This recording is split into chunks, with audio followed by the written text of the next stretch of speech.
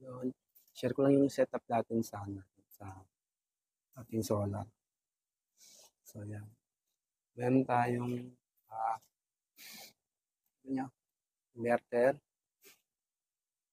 automatic, as automatic track na switch, breaker, voltage monitoring, and load monitoring watch. So, tapos meron tayong mismo supply ng natin, supply ng ating voltahe papunta galing yun sa solar panel. Okay. Ito yung battery natin. 12.8. Bali 240, ano yan? 240, 120, 240 AH.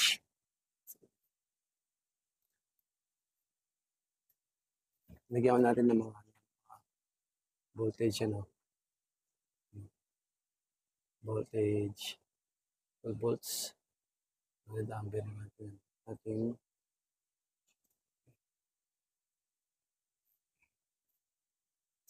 tapos nagyan natin pa para mas mainit mawala.